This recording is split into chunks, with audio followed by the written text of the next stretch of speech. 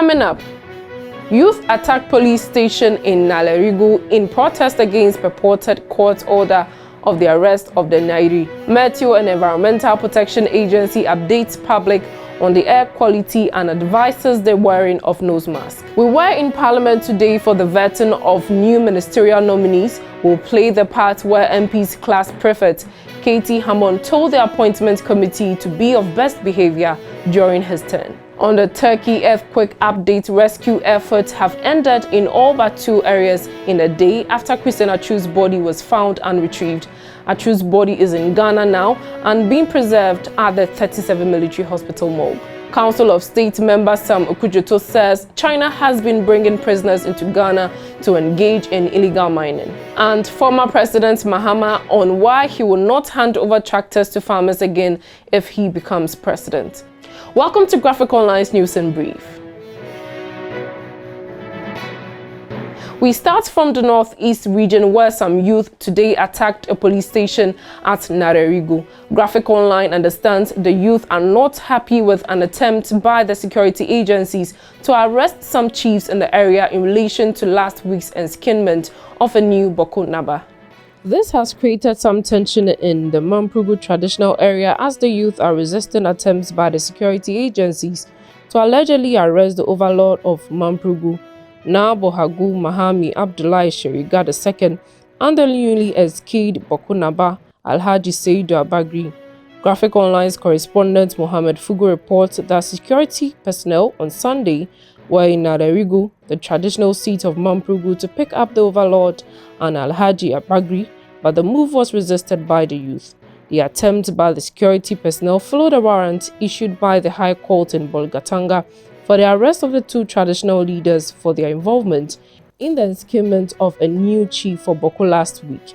The youth had taken over the palaces of the 2 chiefs, leading to the standoff and subsequent retreat by the security men. Subsequently, they vandalized the police station. On Monday morning, the youth blocked all major roads in the area and bent lorry tires to register their displeasure at the action of the security personnel. They had blocked the Waliwali section of the main Tamale-Bolgatanga highway, which created a heavy vehicular traffic on the busy ECOWAS trunk road. Attempts by the police to control the situation proved futile as they were chased away by the aggrieved youth, Graphic Online gathered.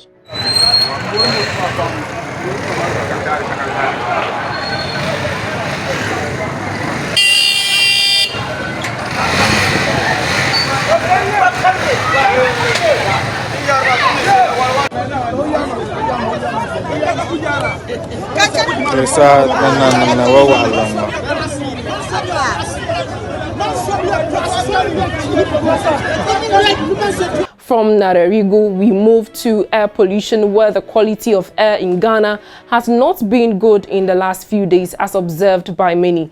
Today, the Ghana Meteorological Agency and the Environmental Protection Agency gave a public briefing. People, particularly allergic to dust, have been advised to wear nose masks. The surge in dry and dusty atmospheric condition in Ghana was observed last Thursday, and according to Meteo, the variations in intensity of the dry and dusty conditions was detected by the meteorological satellites last Wednesday. It was detected that dust lifted around Chad, Sudan, and Niger and was transported into Ghana by strong winds at lower levels of the atmosphere. The agency has therefore advised that people should keep hydrated, follow fire safety precautions, cover foods and water to prevent dust from settling on them, as well as wash fruits thoroughly before taking them. From air pollution, we move to Parliament, where it was a moment of laughter today when the nominee for the Trade and Industry Ministry, Hammond, appeared before the appointment committee. Mr. Hammond has been nominated to take over from Alan Tremantin, and when he was taking his seat before the committee, Hammond, who has been referred to as a class prefect of Parliament, enforced his position, informing the chairman, Joseph Osei-Owusu, of the same. Mr. Chairman, you introduced me as class prefect. I expect members to put up their best behavior. I will put up my very best behavior and then we will move. I'm the class prefect in the chair and I will remain class prefect. You should be well behaved, he said. Let's watch some of his responses to the questions. Concentration on our locally produced stuff, Mr. Chairman, is waned because we're getting everything from outside by way of importation. So effectively, the answer is in the import submission, and I've said that I've looked at a document in which cabinets already indicated about 50 areas of concentration. I mean, that the ministry should make sure, together with the ministry, other ministries, finance particularly, to make sure that there is concentration on those areas to facilitate development of the area for those involved. We're talking about rice. It's disturbing. You look at the quantity of rice that is imported into the country. I mean, when clearly there is installed capacity in the country, poultry, cashew, all the. Look, I also read that apparently we also we import palm oil. I mean, palm oil, we all know that Malaysia talks about palm oil, and they discuss Ghana. We were at par with Ghana when we started this industrialization with our palm not locally produced, whatever. Look at us, look at Ghana. So, Honorable Member, yes, it's already been discussed. It's on the table at the government level. We hope that we'll be able to build on that.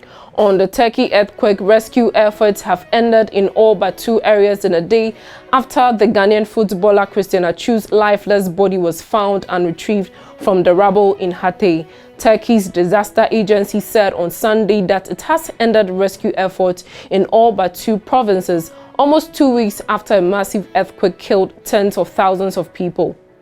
Hatay is where the Ghanaian Christian Atsu died. However, hopes of finding anyone else alive in the rubble are fading fast. The government says it will support and collaborate with the family of Christian Atsu to organize a befitting funeral for the late football star. The Vice President, Dr. Mahama, gave the assurance when he led a government delegation to receive the mortal remains, which were brought in from Turkey Sunday evening. Atsu was trapped in a devastating double earthquake that hit some parts of Turkey and Syria. After 12 days of search and effort to rescue him, his body was found last Saturday morning. With arrangements from the Ghana Embassy in Turkey and Foreign Ministry, the body was subsequently dispatched to Ghana. A member of the Council of State and Ghanaian statesman Sam Okudzeto has alleged that China was deliberately sending prisoners to Ghana to engage in illegal mining, galamsey. According to the senior statesman, it was a deliberate attempt by China to gain advantage of the gold extractive industry. He was speaking at an Institute of Economic Affairs roundtable discussion on natural resources. You know the cost of the galamsey in Ghana. We were allowing China to send prisoners to come to Ghana. They go there and they collect the gold. China is deliberately trying to exploit our country and leave us so that we can depend on them totally. And before we go, former President John Mahama says he made a mistake buying tractors for farmers during his tenure as president. Given the chance again, he says he would rather buy the tractors, put them in the hands of someone who knows how to manage and provide the tractor services to farmers. He said the tractors his government purchased for farmers broke down in a short period because they were not properly maintained. I realized some of the things that we ourselves did mistakes with. We imported tractors and agricultural equipment and we gave it to farmers. The farmer doesn't need the tractor, doesn't need the agricultural equipment.